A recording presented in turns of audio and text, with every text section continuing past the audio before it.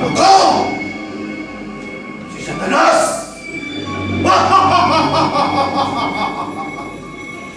Ang akala ninyo, tama ang ginagawa nila.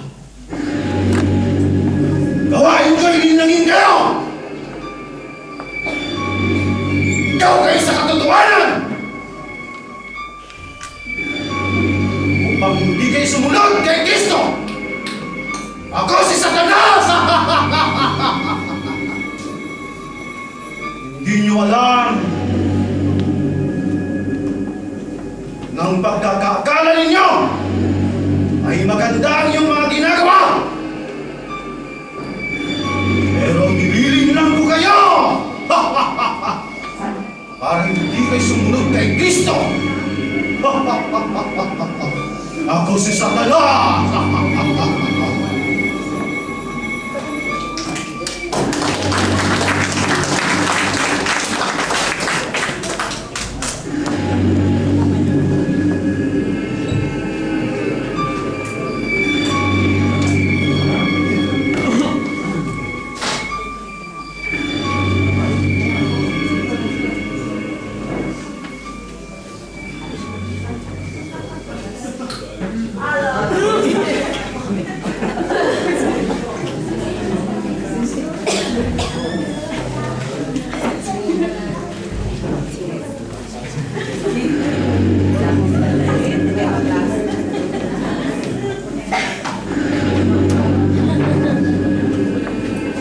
Mga hamal!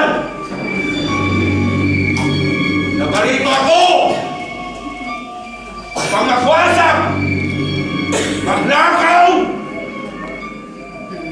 At matay! Kaya kong ibigay sa inyo lahat-lahat! Ngunit! Ang kapalit nito ang iyong mga kaluluwa!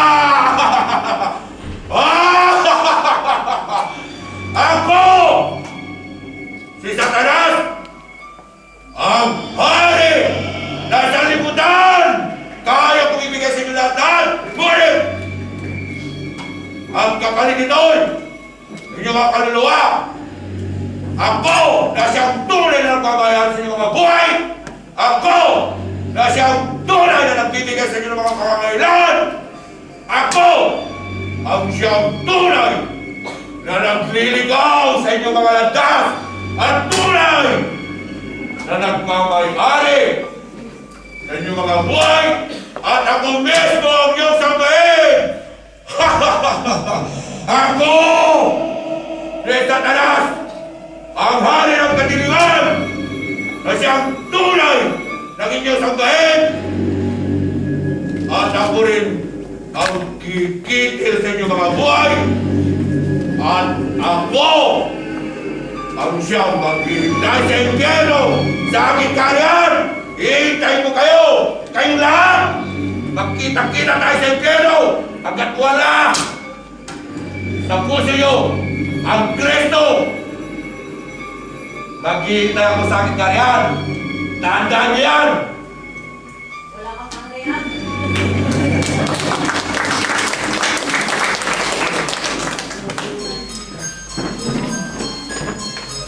Nakita natin at nasaksihan ang tatlong mukha ni Satanas. Nalaman din natin na hindi lahat ng pagpapala ay galing sa Diyos. Maging si Satanas pala ay kayang magbigay ng ating mga kailangan sa mundo ito. Ang tatlong mukha ni Satanas ay mukha ng tagapagkaloob. Mukha na nagtuturo ng maling paniniwala at ang mukha ng malinira. Dahil sa mga angking katangian na ito ni Satanas, ay nalim lang ang tao at nahulog sa kapamakan ang sanlibutan. Ang kapahamakan sa impyerno na hindi magwawakas at hindi huhubog. Ano ba ang paraan upang makaligtas sa parusang ito ng ating Diyos? Ang Panginoon ay nagtakda ng bagong tipan. Ito ay ang pagsugo niya sa kanyang anak na si Jesus upang bilhin tayo sa ating mga kasalanan. Si Jesucristo ay nabayubay sa krus upang pagbayaran ang ating mga kasalanan. Ngunit hindi pa rin ito ganap na mapapasa atin dahil tayo ay may tungkulin din na dapat gampanan. Ito ay ang pagtanggap kay Jesucristo sa kanyang imbitasyon. Hayaan natin pagharian ng Panginoon Jesucristo ang ating buhay. Ang Panginoon ay kumakatok sa ating puso. Ang sabi ng Panginoon, humingi kayo at kayo'y bibigyan. Humanap kayo at kayo'y makakasugpo. Kumutok kayo at ang pinto'y bubuksan para sa inyo. Narito ang kanyang imbitasyon.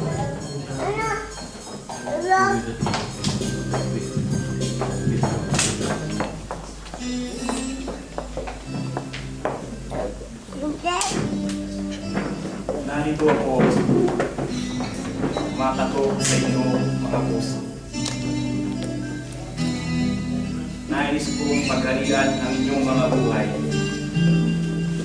at ituro sa inyo ang tamang daan. Dahil ako ang daan, ang katotohanan at ang buhay. Walang sino mang makararating sa Ama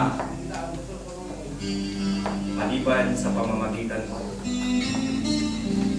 Marin kong sinasabi ito sa inyo. Ayaw kong kayo ay mapunta sa apoy ng impyerno. Kaya ako ay naipako sa krus upang tubusin kayo sa inyong mga kasalanan.